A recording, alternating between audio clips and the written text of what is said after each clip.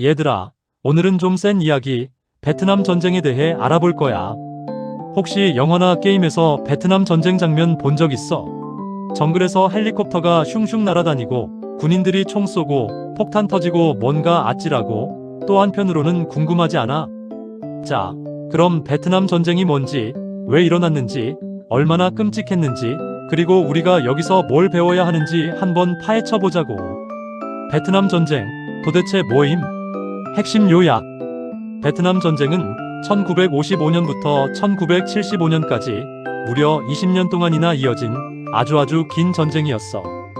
베트남이라는 작은 나라에서 일어났는데 미국, 소련, 중국 등 강대국들이 얽히고 설키면서 엄청난 규모로 커졌지. 쉽게 말해 베트남 땅에서 벌어진 미국 vs 공산주의 세력의 대리전이라고 할 수 있어. 마치 동네 골목대장들이 싸우는데 뒤에서 엄청난 덩치 형님들이 응원하는 그런 느낌이라고나 할까? 왜 싸운 건데? 복잡한 정치 이야기 풀어보기. 이 전쟁은 단순한 싸움이 아니었어. 냉전 시대, 즉 미국과 소련이 서로 핵무기 들고 으르렁거리던 시대에 일어났거든. 미국은 공산주의가 전 세계로 퍼지는 걸 막으려고 했고, 베트남은 공산주의 국가가 되려고 했지. 미국은 자본주의 햄버거를 좋아하고 베트남은 사회주의 떡볶이를 좋아했는데 서로 자기가 최고라고 싸운 꼴이라고 보면 돼. 좀 더 자세히 말해볼까?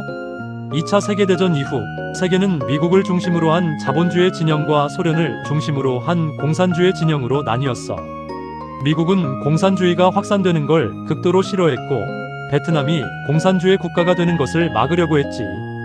베트남은 독립 후 북베트남은 공산주의, 남베트남은 미국의 지원을 받으며 갈라서게 되었고 결국 이념 대립과 세력 다툼이 전쟁으로 이어진 거야. 전쟁의 시작 분단과 갈등, 그리고 미국의 개입. 2차 세계대전이 끝나고 베트남은 프랑스로부터 독립하려고 했어. 근데 독립 과정에서 북베트남은 호치민을 중심으로 공산주의 세력이, 남베트남은 미국의 지원을 받는 고딘디엠 정권이 들어서면서 나라가 둘로 갈라졌지. 마치 김밥 천국에서 김밥이랑 라면 시켰는데 서로 먹겠다고 싸우는 꼴이지. 그러다 결국 북베트남이 남베트남을 공격하면서 전쟁이 시작된 거야. 미국은 왜 베트남 전쟁에 개입했을까? 당시 미국은 도미노 이론을 믿었어. 베트남이 공산화되면 주변 동남아 국가들도 줄줄이 공산화될 거라고 생각한 거지. 그래서 베트남을 지원하고 결국 직접 참전하기에 이르렀어. 마치 친구가 괴롭힘을 당하는데 그냥 보고 있을 수 없어서 싸움에 끼어든 꼴이라고 할까? 전쟁의 쓴맛 정글과 고엽제, 그리고 인간의 고통. 베트남 전쟁은 정말 끔찍했어. 정글이라는 험한 환경에서 미군은 숨막히는 매복과 게릴라전에 시달렸지. 베트남 게릴라들은 정글을 10분 활용해서 미군에게 엄청난 피해를 입혔어.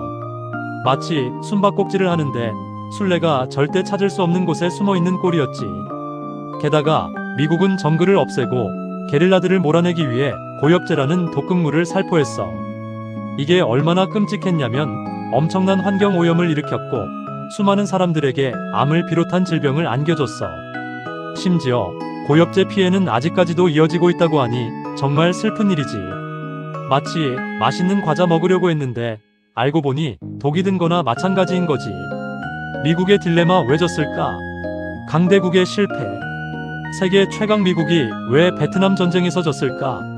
여러 이유가 있지만 몇 가지를 꼽아볼 수 있어. 첫째, 베트남 게릴라들의 끈질긴 저항.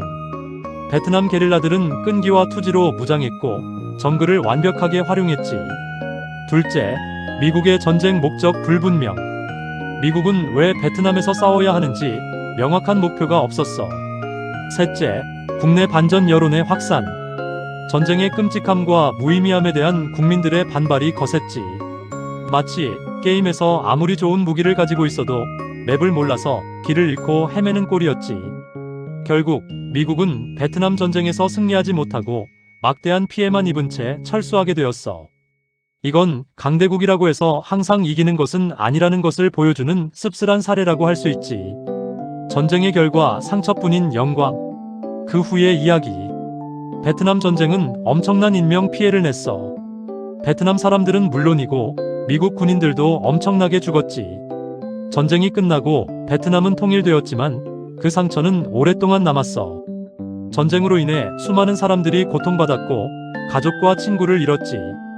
지금도 베트남에는 전쟁의 흔적이 남아있고 많은 사람들이 고엽제의 후유증으로 고통받고 있다고 해.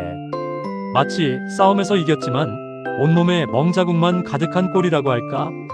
하지만 베트남은 굳건히 일어섰어. 전쟁의 상처를 극복하고 경제 발전을 이루며 세계 속에서 중요한 역할을 하고 있지. 베트남 사람들의 끈기와 긍정적인 마음가짐은 정말 대단해. 전쟁, 잊지 말아야 할 교훈. 역사에서 배우는 것. 베트남 전쟁은 우리에게 많은 교훈을 줬어. 전쟁의 끔찍함, 평화의 소중함, 그리고 강대국의 횡포에 맞서는 약소국의 용기.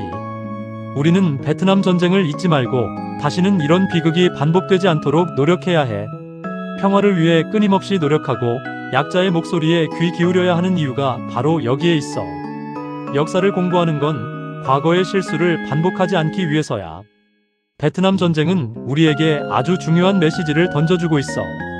전쟁은 절대 정당화될 수 없으며 평화로운 세상을 만들기 위해 노력해야 한다는 것을 말이야. 자, 오늘 베트남 전쟁 이야기는 여기까지. 어때? 좀 무섭고 충격적이지? 하지만 역사를 알아야 우리가 더 나은 미래를 만들 수 있다는 거 잊지 말자고. 궁금한 점 있으면 언제든지 질문해. 다음번에는 더 흥미로운 역사 이야기로 돌아올게. 안녕. 추가 정보.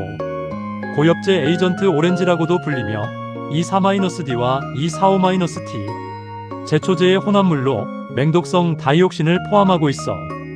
도미노 이론. 베트남이 공산화되면 동남아시아의 다른 국가들도 차례로 공산화될 것이라는 미국의 정책. 호치민 베트남 민족주의자이자 공산주의의 지도자로 베트남 민주공화국을 수립했다. 이런 정보들을 통해 베트남 전쟁에 대해 더 깊이 이해할 수 있을 거야. 궁금한 점이 있다면 언제든지 물어보라고. 다음에 또 보자.